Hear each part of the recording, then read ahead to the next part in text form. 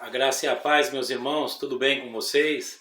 Deus abençoe a vida de cada um, em nome do Senhor Jesus. Eu queria falar sobre o povo que está disperso. Qual é o povo que está mais disperso, irmão? Desde que Deus chamou o povo para sair lá do Egito, usando Moisés para tirar o povo de lá, até os dias de hoje, o povo de Deus tem sido um dos povos mais dispersos da terra.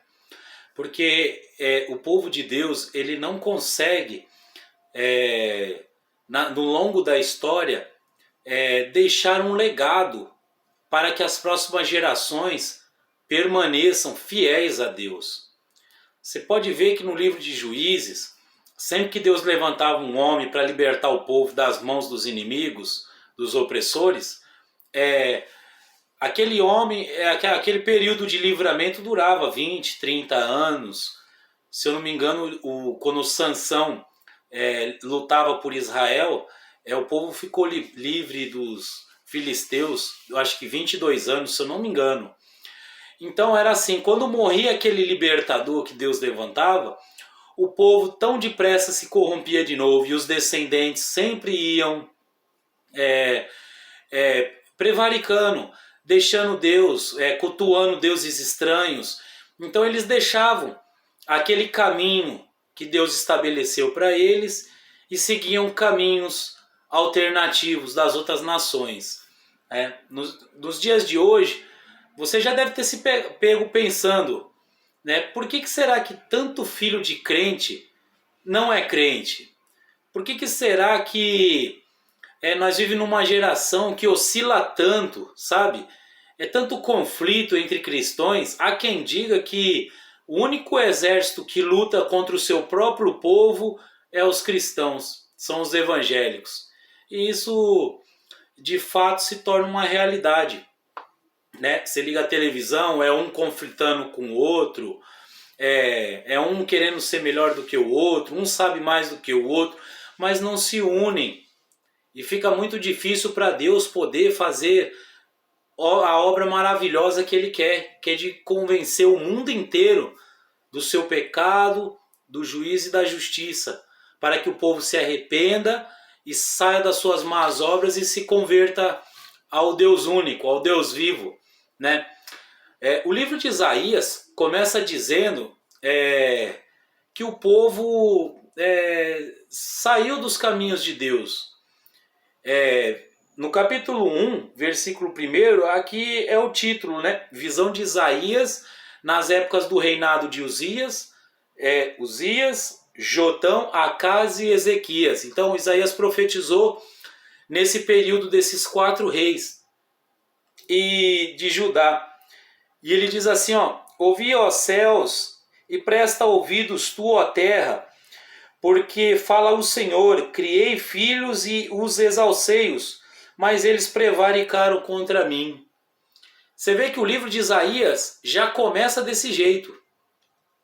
Já começa repreendendo.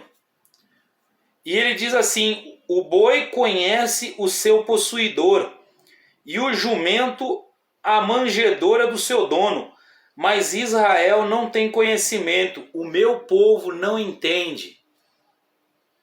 Oséias falou também, né? O povo está sendo destruído porque eles faltam conhecimento, falta entendimento. Você vê que Deus chega a comparar o animal com o ser humano e diz que o animal é mais inteligente nesse aspecto que o ser humano, que o próprio ser humano. Você viu? O boi conhece o seu dono, o jumento conhece a sua casa e sabe quem é o seu dono, mas o meu povo não sabe quem sou eu, não me entende. O meu povo, ele não sabe o que eu quero, ele não sabe quem eu sou. E é lamentável isso, irmãos, por causa que Deus, ele quer que a gente seja fiel a ele. Não só na igreja, não só quando está naquele grupinho de evangélicos. Não, ele quer que a gente seja fiel a ele no ambiente de trabalho, no ambiente de estudo, no ônibus, no metrô, na lotação, no carro, aonde estiver. viajando. Ele quer que a gente seja fiel a Ele. Você quer ver uma maneira fácil de você se esquecer de Deus? É quando você está ali na igreja, é aquela mensagem, aqueles louvores, você sai dali renovado, fervoroso. Mas você quer ver se afastar de Deus? É chegar naquele grupinho do teu emprego, ou do local onde você estuda, e ali começar ali a ouvir aquelas coisas indevidas, indecentes, e começar a compartilhar aquilo ali também, e entrar naquele movimento. Ali você já se afastou ali de Deus ali. Você acabou prevaricando contra Deus. Você acabou negando o seu Criador, a sua fé e os princípios que você acredita. É claro que eu não estou falando que você se afastou do caminho do Senhor. Você continua no caminho de Deus, mas às vezes você dá essas tropeçadas. Aí Deus ele compara o homem a um animal e diz que o animal é mais inteligente. Na nossa geração, você pode ver que os filhos de crentes, uma boa parte não é crente, não quer saber de Deus. Talvez por quê? Porque às vezes falta exemplo dentro de casa. Talvez porque às vezes falta ensino dentro de casa. Porque às vezes o pai e a mãe quer pegar o filho e não, vamos para a igreja, e acha que o pastor tem que ensinar tudo para o menino e o pastor vai fazer tudo para a menina e ali o filho vai seguir o caminho de Deus. Mas não é assim que funciona. Os pais têm uma boa parte da influência, porque os pais têm que dar os bons exemplos em casa, tem que se mostrar cristão verdadeiro. E ser cristão verdadeiro, meu irmão, para deixar bem claro, não é você ser perfeito. Porque eu tenho uma frase que eu sempre digo. Essa frase, um dia Deus falou comigo, porque eu queria me santificar tanto, que eu achava que tudo que eu fazia estava errado. Tudo que eu fazia desagradava a Deus. E um dia Deus falou comigo. Ele falou: Luiz, o céu não é para os perfeitos, o céu é para os que se esforçam. Grave bem isso. O céu é para os que se esforçam, não para os perfeitos. Porque perfeitos nós não vamos ser, só vamos alcançar a salvação através dos nossos esforços. Aí quando uma criança dentro de casa começa a ver o seu pai, um homem esforçado na lei de Deus, nos mandamentos de Cristo, uma mulher, uma mãe esforçada, o que acontece? Ele quer seguir aquele caminho.